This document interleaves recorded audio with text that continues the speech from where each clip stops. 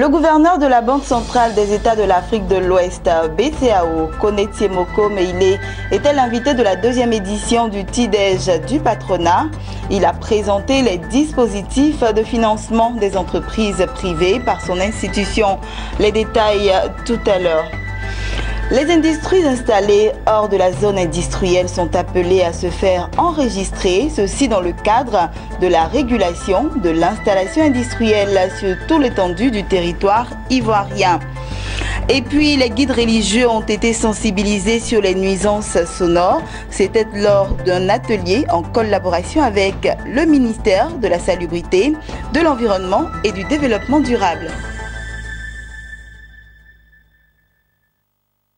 Bonsoir à tous, bienvenue au journal de Business 24 Africa. Je vous le disais en titre, le gardien du temple de la politique monétaire des 8 pays de l'UEMOA, Konetiemoko Meïlé, gouverneur de la BCAO, était face aux patrons ivoiriens dans le cadre du Tidej du patronat qui était à sa deuxième édition. Le gouverneur de la Banque centrale des États de l'Afrique de l'Ouest est revenu sur le rôle de son institution dans le développement du secteur privé. Et c'est le reportage de Jean-Charles Sibaï, Corona Sekongo et Lignan Gilbert.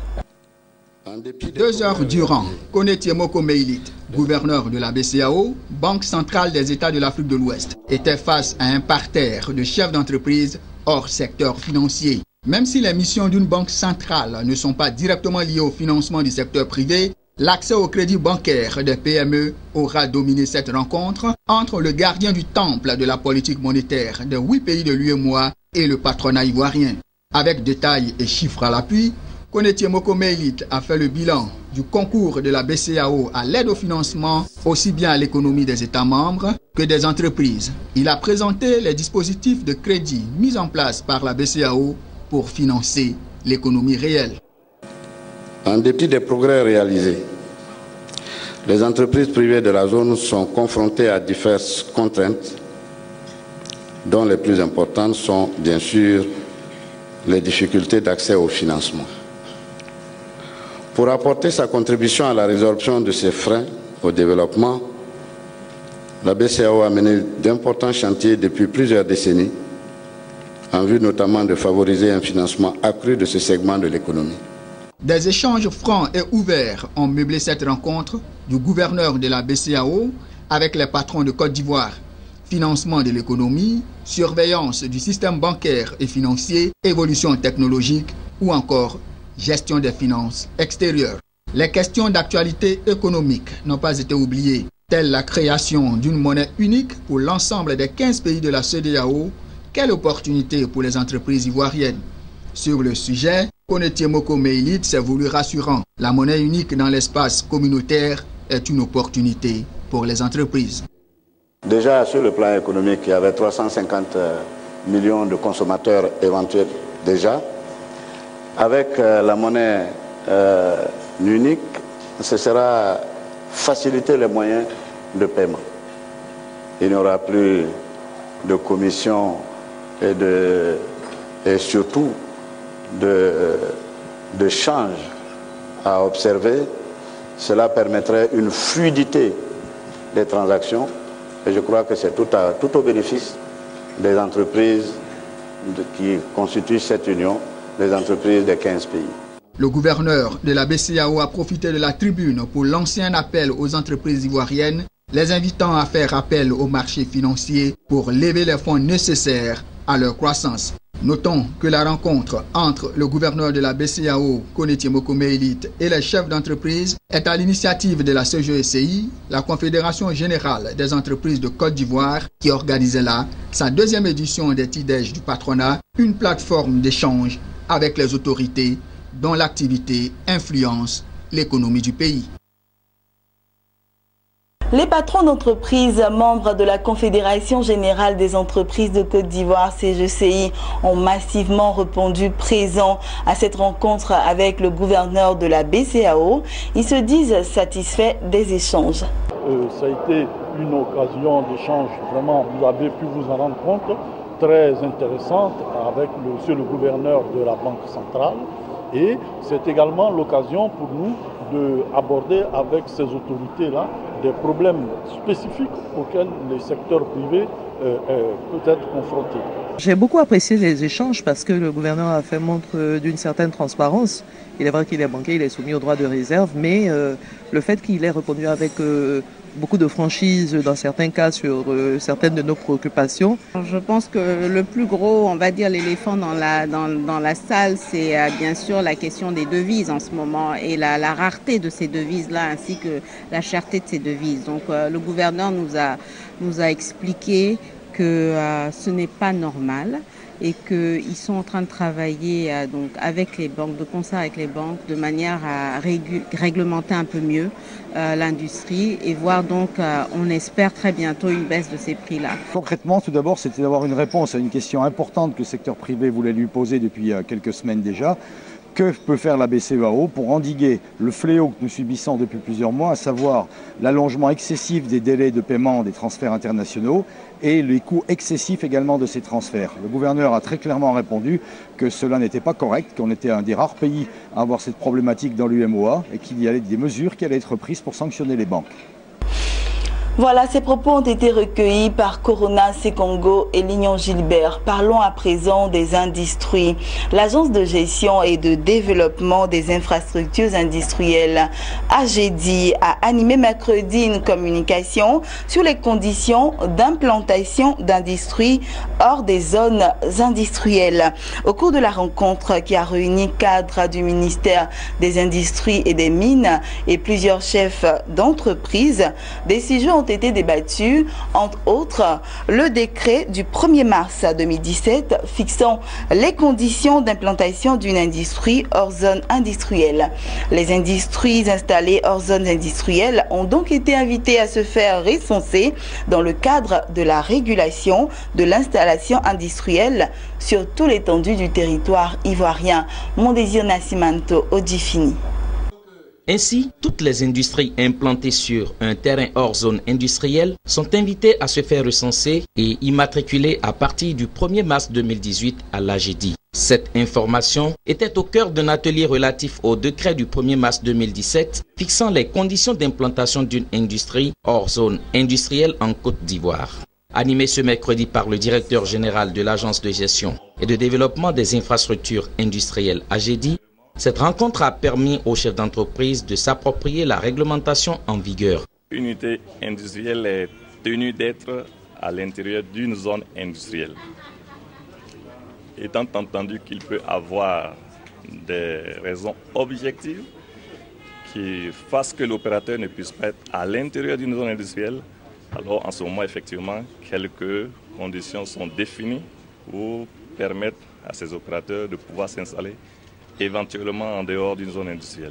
L'opérateur, s'il est dans une localité où il n'existe pas de zone industrielle, comprenez que ne pas lui permettre de s'installer voudrait dire qu'il ne va pas réaliser son activité.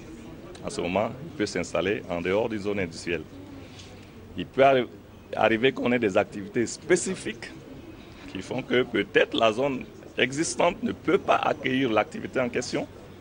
Alors en ce moment, on peut permettre à l'opérateur de se retrouver en dehors de la zone industrielle et de pouvoir faire son investissement. L'opération qui débute ce 1er mars 2018 prendra fin le 30 décembre 2018. Le directeur général avise, les industries qui ne seront pas en règle vis-à-vis de cette prescription seront soumises à des sanctions prévues par le dit décret. Mais après le 30 décembre, ceux qui sont situés hors zone industrielle, qui ne se feront pas immatriculer, ça veut dire qu'ils veulent rester dans l'anonymat, dans l'informel, et qu'ils se mettent donc au travers de la réglementation. En ce moment, on peut commencer des actions de sanctions, de coercition, qui peuvent aller jusqu'à la fermeture de leurs unités, et parce qu'ils ne sont pas disposés à se plier donc à la réglementation.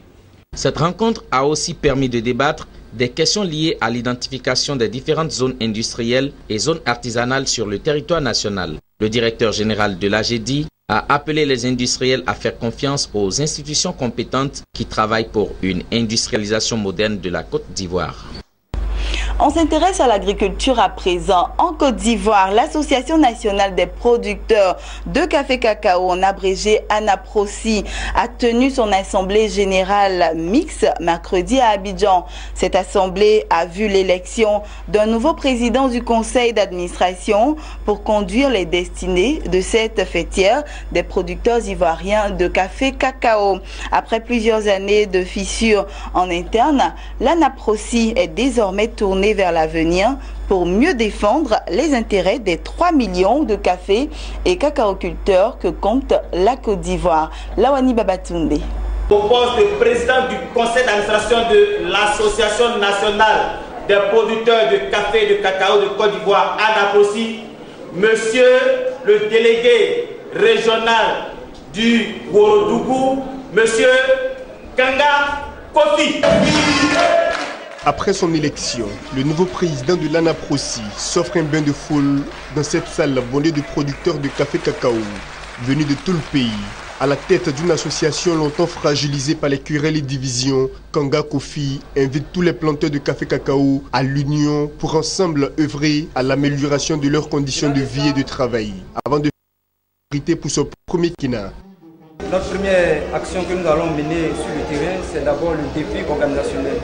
Aujourd'hui, les producteurs de café cacao, après plus de 8 ans d'absence de l'ANAPROCI sur la scène nationale, nous allons nous axer très rapidement à faire en sorte que notre association ait un ancrage depuis les hameaux, de telle sorte qu'au bout des 6 mois à venir, nous puissions identifier de façon quantitative et qualitative tous nos membres qui sont dans les 23 régions de production et les 80 départements qui font le café cacao.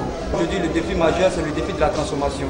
Et l'ANAPROCI compte apporter sa pierre à cet édifice-là en mettant en place des petites unités de transformation. Et ces petites unités de transformation ne pourront se mettre en place si nous ne sommes pas organisés, s'il n'y a pas un minimum d'épargne levée auprès de nos membres pour que déjà nous puissions engager les études. Et à partir des études, les études nous diront sur les 23 régions de production, de façon quadrillée, là où il faut installer ces unités. Au-delà de ces unités, nous allons bâtir un programme socio-économique autour de ces régions. Cette assemblée générale mixte de l'ANAPROCI a également permis le toilettage des textes qui régissent l'association et la constitution du nouveau bureau. 14 membres vont assister et aider le président à accomplir ses missions. Les personnalités politiques et agricoles venues soutenir ces braves paysans ont chacune prodigué des conseils pour une ANAPROCI rassemblée et résolument investie à défendre les intérêts de ses adhérents. Il nous plaît de vous inviter à épouser les valeurs du leadership que le président Henri Konan Bédié, au patron de la cérémonie, grand planteur de la région de Vifou, cultive dans le droit fil de la tradition oufouetiste. Pour le premier pays producteur de cacao au monde, il est important que les producteurs soient bien organisés. L'ANAPROCI a été créée en 2001 et c'est une association qui a fait ses preuves en son temps, qui a connu un certain nombre de difficultés. On apprend de ses erreurs et je pense que justement la volonté affichée de pouvoir redynamiser l'association prouve qu'ils ont compris effectivement les défis à relever et nous nous en félicitons au nom de toute la filière. L'Association nationale des producteurs de café cacao de Côte d'Ivoire, ANAPROCI, a été créée en 2001. Elle compte aujourd'hui plus de 3 millions de planteurs qui réalisent 40% de la production mondiale de cacao. La Côte d'Ivoire leur doit sa place de premier producteur mondial de cacao. Il a été lancé ce jeudi une série de rencontres dénommées Abidjan Green Conference, co-organisée par la fondation My Dream of Africa et le ministère ivoirien des eaux et forêts. Ces rencontres visent à sensibiliser les acteurs économiques et la société civile sur l'impact de la désertification pour l'Afrique et en particulier la Côte d'Ivoire. Mondésir Nascimento Odifini pour le reportage. Une conférence inaugurale et 2 panels pour sensibiliser sur la désertification, c'est le menu de la rencontre mensuelle dénommée Abidjan Green Conferences. Initiée par la fondation My Dream for Africa, cette rencontre vise à constituer une plateforme d'échange pour l'ensemble des acteurs du secteur privé et public engagés ou non dans la sauvegarde de la planète Terre. Le meilleur canal pour véhiculer le message sur l'écologie, c'est la sensibilisation. Raison pour laquelle nous avons décidé de créer Abidjan Green Conferences, qui est une plateforme d'échange entre les acteurs du secteur privé, les acteurs du secteur public et la population sur les enjeux environnementaux. C'est une interpellation que nous voulons véhiculer via cette initiative pour dire que l'environnement est notre partage à tous. Donc nous devons penser à la préserver. Au cours de cette rencontre animée par le directeur de cabinet du ministre ivoirien des Eaux et Forêts, les réflexions ont permis de cerner la désertification, les défis et les perspectives projetées par l'État de Côte d'Ivoire. Ces perspectives déclinées en 5 axes, notamment la sensibilisation, la relocalisation des populations installées dans les forêts classées et le reboisement du couvert forestier national. Aujourd'hui, nous avons le devoir, à travers ce genre de manifestations, de faire de la sensibilisation pour que tout le monde prenne vraiment conscience des enjeux de la forêt, des enjeux de la protection de la forêt, des enjeux environnementaux, du respect de nos engagements au niveau national, du respect de nos engagements au niveau local. Parce que nous avons le devoir d'assurer la survie des générations futures et surtout nous avons le devoir de nourrir nos populations et pour le moment, on peut les nourrir en cultivant la terre, en améliorant les rendements et surtout en plantant des arbres. Didier Gbogou, représentant le ministre Alain Richard Donvaï des Eaux et Forêts, s'est ensuite rendu au complexe scolaire Château d'eau de Cocody où il a procédé à une séance de planting d'arbres. Restons toujours dans la sensibilisation, mais cette fois-ci avec les guides religieux réunis au sein de la mutuelle des guides religieux de Côte d'Ivoire qui ont organisé un atelier de sensibilisation sur les nuisances sonores en collaboration avec le ministère de la Salubrité, de l'Environnement et du Développement durable. Cet atelier est un moyen pour les guides religieux de s'approprier le décret portant régulation des bruits de voisinage afin de mieux sensibiliser leurs pairs. Jérémy Aouré pour le commentaire. Selon le ministère de la Salubrité, de l'Environnement et du Développement durable, de nombreuses plaintes sur l'émission des nuisances sonores pointent du doigt les religieux. Au regard de cette interpellation, les guides religieux réunis au sein de la mutuelle des guides religieux de Côte d'Ivoire ont pris le taureau par les cornes. Un atelier a été organisé sur l'appropriation du décret portant réglementation des bruits de voisinage. Dans une approche inclusive et pédagogique, le conférencier a présenté à son auditoire quelques dispositions du décret portant réglementation des bruits de voisinage, sans manquer de relever les sanctions encourues quant au non-respect de ces dispositions. C'est un décret qui réglemente les émissions de bruit en fonction des zones, en fonction de l'heure et en fonction des jours.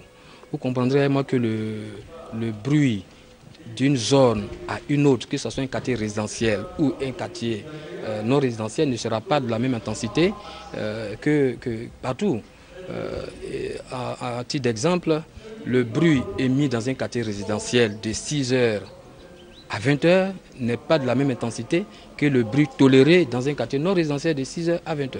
Donc en fait, en somme, ce qu'il a lieu de retenir, c'est la réglementation, comme le décret le dit bien, décret portant réglementation des émissions de bruit de voisinage. Oui, les sanctions au-delà des sanctions d'ordre administratif, il y a des sanctions pénales.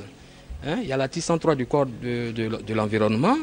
Il y a des mesures, ce que nous appelons des mesures de sûreté, qui vont jusqu'à la confiscation de l'objet ayant engendré le bruit, la fermeture de l'établissement, des locaux, etc. Tout ça. Selon le conseiller technique du ministère de la Salubrité, de l'Environnement et du Développement durable, représentant la ministre Anne Désiré Oulouto, les nuisances sonores ont actuellement atteint le même niveau de plainte que la déforestation et la prolifération des déchets en Côte d'Ivoire, avant de féliciter cette initiative de la mutuelle des guides religieux de Côte d'Ivoire. C'est les religieux qui ont pris l'initiative parce que se sentant indexés de l'initiative de vouloir eux-mêmes réglementer à leur niveau les bruits qui pourraient survenir de leur activité.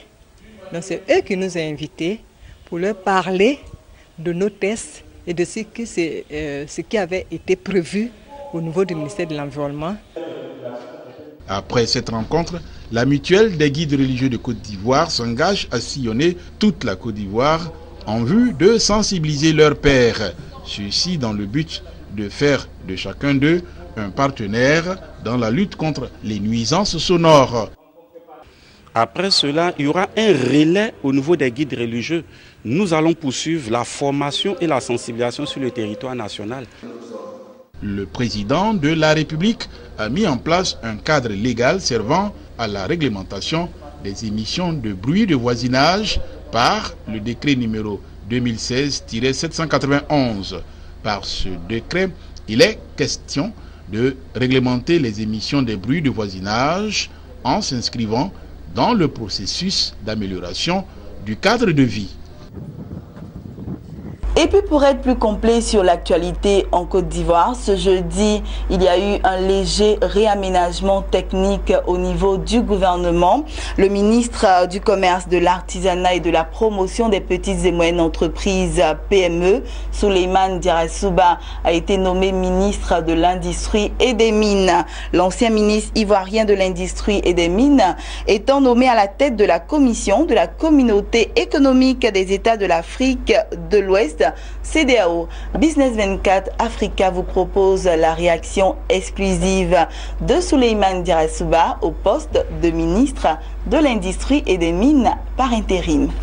Je voudrais profiter en tout cas de cette opportunité pour renouveler toute ma gratitude, mon infinie gratitude et toute ma reconnaissance au président de la République, son Excellence Alassane Ouattara, pour l'honneur qu'il me fait en me nommant ministre de l'Industrie et des Mines par intérim afin de conduire la politique du gouvernement à l'endroit du secteur privé.